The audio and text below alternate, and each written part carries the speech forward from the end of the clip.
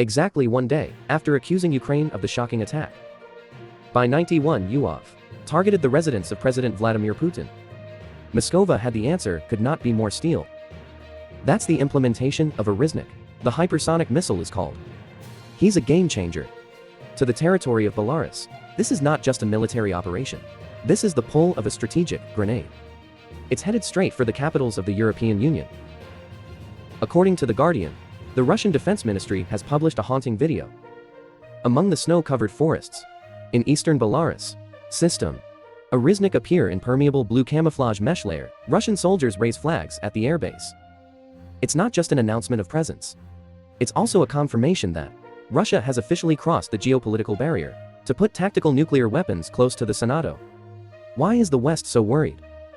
Ory's pantyhose possesses incredible speed, up to 12,300 kilometers per hour, 10 times the speed of sound, with a range of 5,000 kilometers if fired from Belarus. It took less than 10 minutes to turn the target in Paris, Berlin, or ashes. Belarusian President Alexander Lukashenko has confirmed a staggering number. There will be up to 10 Oreshnik systems deployed in the country. Meanwhile, President Putin insists on these systems not for display. It's officially on combat duty. The operating kit from the contact information to security and engineering, they've all been trained in the most modern facilities to be ready for combat duty. Why did Oreshnik make Russia so confident? According to RT Moscow, this is a rocket, the most advanced medium in the world today, and the West doesn't have an equivalent system for intercepting them. The most exciting thing about the Olympics is the MIRV technology. Independent separation warhead. When approaching the target, the missile will release many different warheads. Each warhead is capable of control and maneuverability at super high speeds. This creates a firepower maze that none of NATO's current air defense systems can calculate in time. Russia also stressed that, even without a nuclear warhead, destructive power of Oreshnik in its usual form, also equivalent with a low-power nuclear attack. Its warhead reaches temperatures of up to 4,000 degrees Celsius, turning everything in the blast zone into elementary particles. It can pierce even the strongest cotton wool. It's deep underground. This is Russia's dual deterrent message. It can cause mass destruction, and no activation required. A full-scale nuclear war. In this tense atmosphere, international military analysts have discovered that the details are remarkable. According to Defense News, the video that Russia published seems to be more symbolic. It's an instant combat capability. Experts point out that in the convoy moving through the forest, people saw the appearance of armored personnel carriers, TIPHOONU, vehicle communication and vehicle technical assurance. These vehicles are amazingly well matched in design with its famous armored missile system. This also tries to hypothesize that Oreshnik is actually developed based on the chassis and technology of garbage, but with a simplified missile cascade to match the medium range. But there's a big hole in the fence. Self-propelled rocket launcher. The most important part is completely absent. With about 70 employees. This number is too small for a missile unit. The complete strategy. What is Russia planning? Capable masker valve perform tactics from step 1.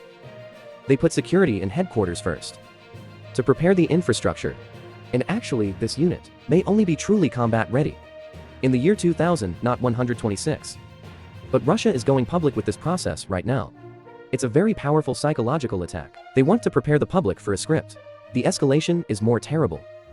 In response to that no-go attack, Oreshnik word Belarus not only shortens the geographical distance, it also shortens thinking time of European leaders. When a missile can reach its target in 10 minutes, the decision-making power will no longer be in human hands, and it depends on automated interception algorithms.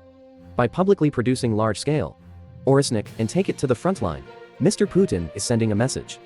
Couldn't be clearer to the West. If Ukraine continues to strike at the heart of Russia, then the shield of Europe will be tested by a weapon. They don't have a solution.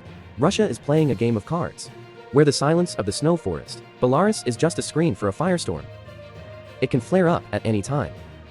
The presence of Oreshnik has officially turned Belarus become a strategic launchpad. Make the European geopolitical chessboard from now on. It will never be the same.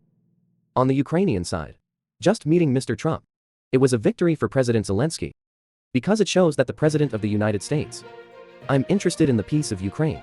New talks between Ukrainian President Volodymyr and President Trump in Florida on the 28th of last December.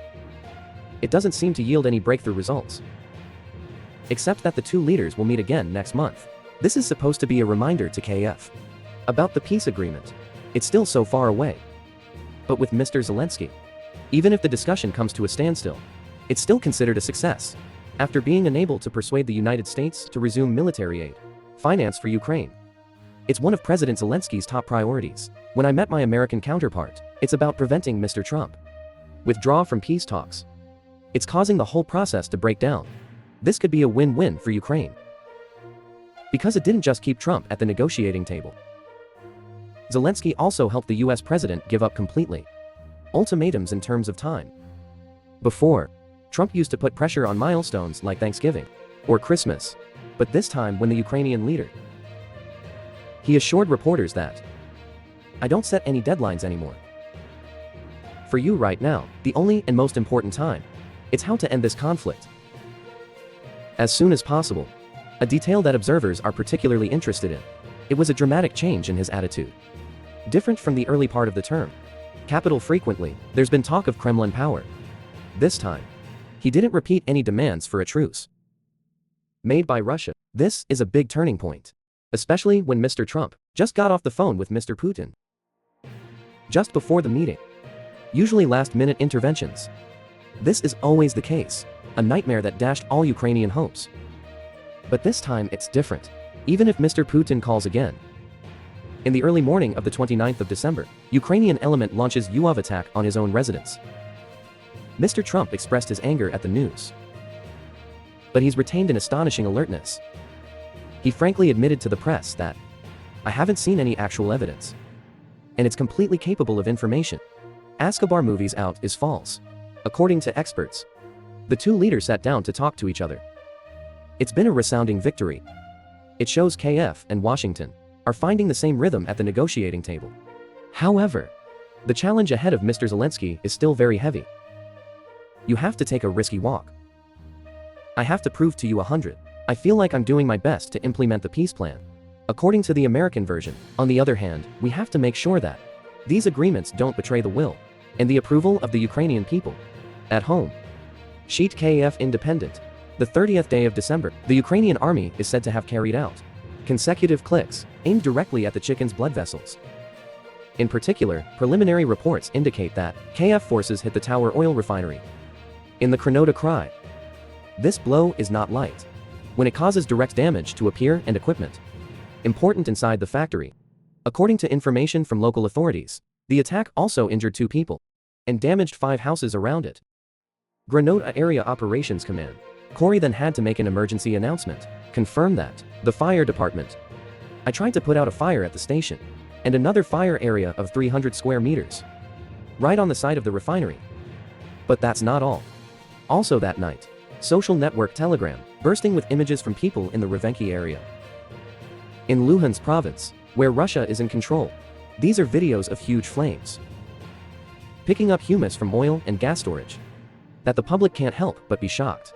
It looks like Ukraine is running a coordinated campaign to destroy a whole range of petroleum logistics facilities of the enemy. However, it should be noted that the Kyiv Independent, it is not yet possible to independently verify these reports. The Ukrainian army, for its part, has chosen to remain silent. He hasn't made any official comments about the attacks mentioned above.